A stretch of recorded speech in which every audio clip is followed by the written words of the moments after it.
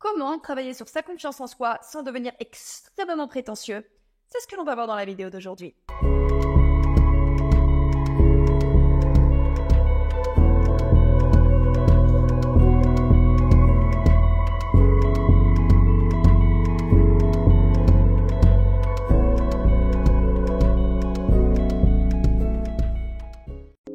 Salut mes petits bichons, j'espère qu'aujourd'hui ça va. Alors écoutez, oui, je sais, cette vidéo sort un mardi alors que j'avais dit qu'elle sortait les lundis, les jeudis et les dimanches. J'avais des vidéos d'avance et puis je suis tombée malade. C'est super chiant. Donc voilà, c'est super relou, mais bon, j'essaye de m'astreindre quand même à 3 vidéos par semaine. J'essaye de reprendre de l'avance sur mes vidéos, je suis contente de l'avoir fait. La vidéo d'aujourd'hui, alors attention les enfants, la vidéo d'aujourd'hui, c'est une vidéo extrêmement stratégique, d'accord? Ce que je vais vous expliquer aujourd'hui, c'est ni plus ni moins que la formule magique pour imposer le respect. La formule magique pour être sûr ou pour limiter très drastiquement les chances de ne pas vous faire marcher sur les pattes par les gens. C'est tellement simple en vrai. Il y a une formule, une combinaison de 3 facteurs à développer dans votre vie et à mettre en place qui fait que les gens y réfléchiront à 2, 3, 4 ou 5 fois avant d'essayer de marcher sur vos plates-bandes. Et c'est une formule qui, à chaque fois que je l'ai donnée à mes élèves et qui sont parvenus à la développer, ils réussissaient à obtenir que les gens changent leur attitude à leur égard. La promesse que j'ai aujourd'hui est extrêmement présomptueuse, mais je m'en fous parce que j'ai confiance au conseil que je donne.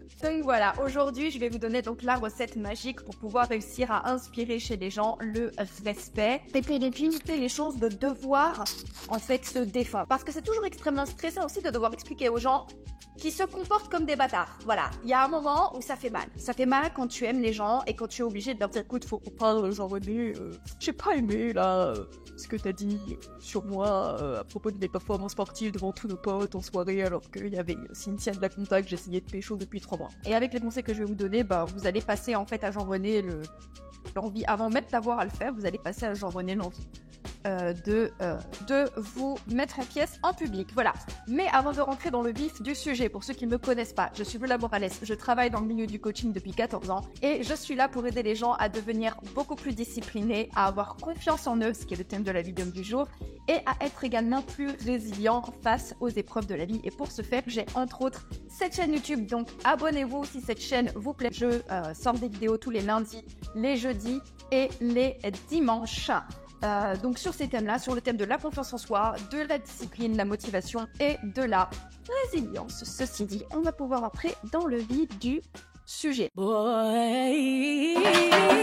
En fait, en 13 ans, j'ai travaillé avec pas mal d'élèves et beaucoup d'entre eux ne manquaient pas de valeur. Et c'est ça le pire, c'est que j'ai tendance, et je le disais dans mes précédentes vidéos, notamment quand je parlais beaucoup de séduction et de charisme, j'explique toujours qu'il faut monter en valeur et que c'est un sine qua non. Il faut absolument monter en valeur.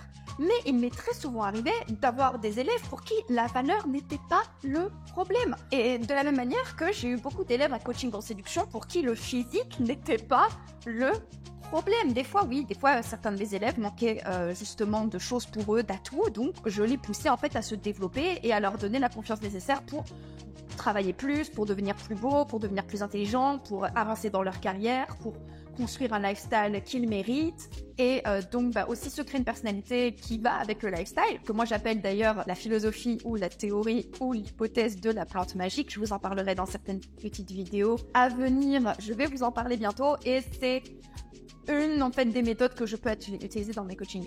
Mais parmi mes élèves, j'avais également des élèves qui avaient tout pour eux en réalité, qui étaient plutôt beaux gosses, qui étaient plutôt intelligents, qui avaient beaucoup d'humour, qui étaient très malins, qui avaient un lifestyle qui plaisait, qui avaient une personnalité intéressante, qui avaient une belle valeur de cœur. Ça veut dire des gens qui avaient des principes moraux et qui étaient alignés sur ces principes moraux. Mais mes élèves, quand tu les voyais comme ça, tu disais, mais qu'est-ce que tu fais chez moi en fait? J'ai beaucoup d'élèves comme ça, je les vois et je me disais, mais moi. Et j'ai compris ce qui manquait à mes élèves, avec un élève.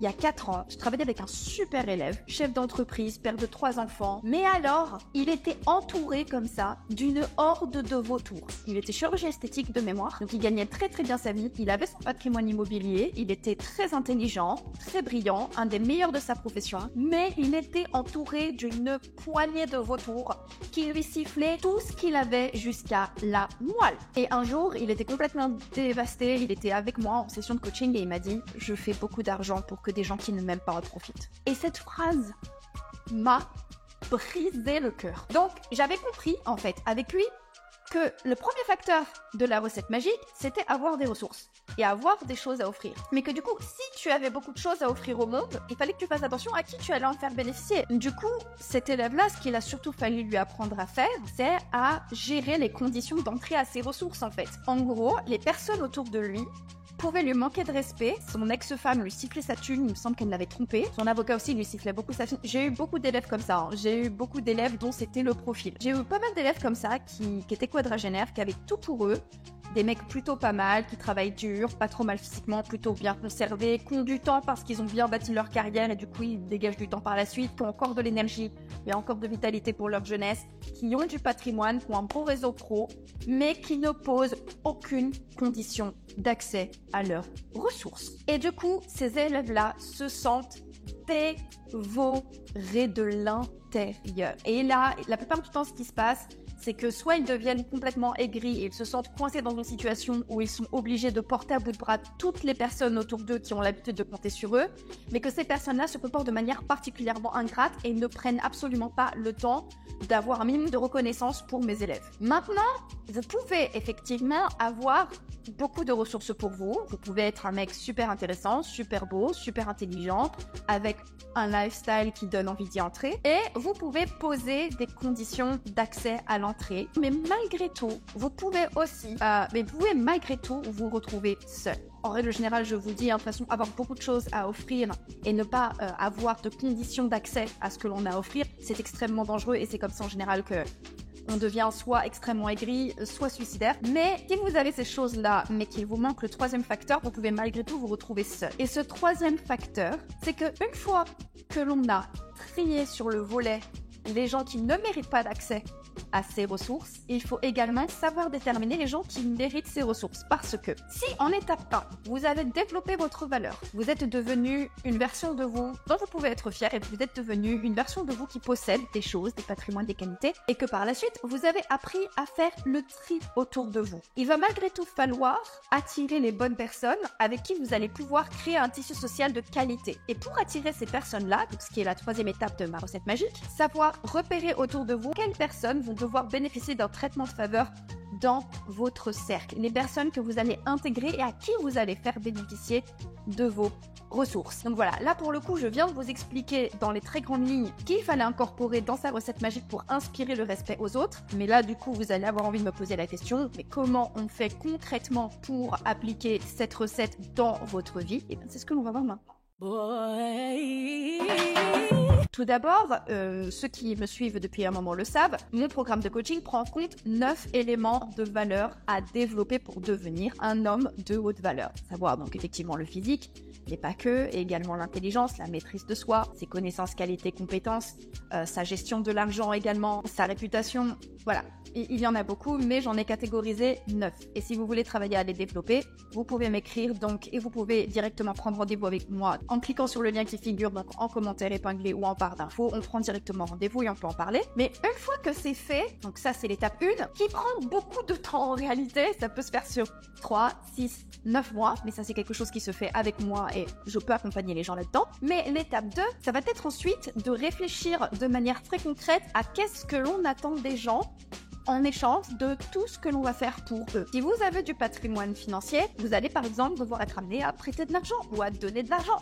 Si vous avez du patrimoine immobilier, des gens vont peut-être vouloir ou devoir être hébergés par vous. Si vous avez du temps, peut-être que vous avez beaucoup de connaissances, peut-être que vous allez vouloir les transmettre, les enseigner. Si vous avez du temps, vous allez peut-être l'utiliser pour dépanner des proches. Je ne dis n'importe quoi, les déposer à l'aéroport. Si vous avez des compétences, vous allez pouvoir aider vos amis de manière gracieuse. Si vous savez monter un site web, je vous donne des exemples sortis de mon chapeau comme ça. Savoir monter un site web, savoir cuisiner pour vos amis, ou toutes les compétences dont vous disposez, en réalité, vous allez pouvoir soit les transmettre, soit les enseigner, soit les mettre à profit pour les gens qui vont avoir besoin en fait du résultat de ces compétences. Ou alors vous occuper de la comptabilité d'un de vos amis entrepreneurs, je sais pas. C'est à l'infini, c'est à la guise de l'imaginaire. Mais donc, qu'est-ce que vous attendez des gens en retour de ça? Et il faut être extrêmement clair avec vous-même en tout cas. Il faut que vous soyez vous-même au clair avec ce que vous attendez. Le minimum du minimum que vous devriez demander, c'est la reconnaissance, à savoir un merci et de la loyauté.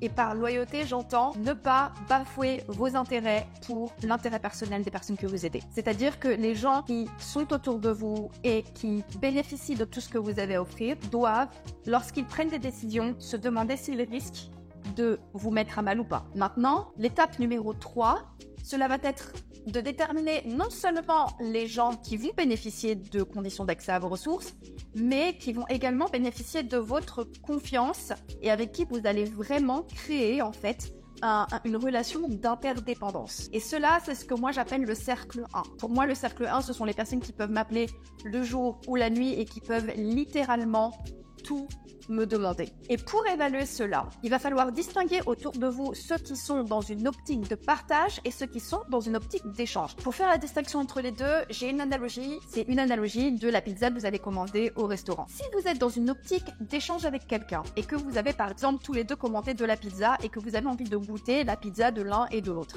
vous allez couper des parts identiques de pizza, ok? Vous n'avez pas envie de goûter à votre pizza, vous allez avoir envie de goûter à sa pizza, vous allez découper un quart de pizza, il va découper un quart de pizza, vous allez manger à peu près la même quantité de pizza et vous allez départager en fait votre pizza à part égale. Lorsque vous avez des gens dans votre cercle 1, la philosophie que vous allez avoir avec eux va plutôt consister à ma pizza est là, ta pizza est là, sers-toi. Et en gros, on ne quantifie pas qui mange finalement le plus parce qu'on a conscience du fait qu'aujourd'hui peut-être que c'est votre partenaire de repas qui a un peu plus faim mais que la prochaine fois ce sera peut-être vous qui aurez plus faim. Et pour déterminer ces gens, il faut voir comment eux vous font bénéficier de leurs ressources. Et ça va se tenir à des signes très clairs. La manière dont ils réagissent quand vous leur demandez un service, est-ce qu'ils vous répondent oui assez facilement ou alors mieux, est-ce qu'ils se proposent spontanément de vous aider lorsque vous leur faites savoir que vous allez avoir besoin d'aide dans un domaine ou un autre où ils sont en mesure de le faire. Par exemple, un ami à qui vous dites oh là là, je sais pas, je dis n'importe quoi, j'ai un pneu aplati, j'ai un problème de contentieux, votre ami est juriste, vous avez un contentieux avec une entreprise et il va très spontanément se proposer de regarder avec vous le sujet du contentieux pour voir sur quel angle le traiter. Ou alors un ami qui a une voiture et du temps le matin et il sait que vous devez aller à l'aéroport et que vous n'allez pas laisser votre voiture garée à l'aéroport pendant 2 semaines, donc il se propose spontanément de vous déposer. Les gens de votre cercle 1 sont dans le meilleur des cas les gens qui eux-mêmes spontanément sont dans la même optique que vous et vous font spontanément bénéficier de leurs ressources. Autre chose à regarder, c'est est-ce qu'ils tiennent des comptes. S'ils sont dans une optique d'échange, oui, ils vont tenir des comptes.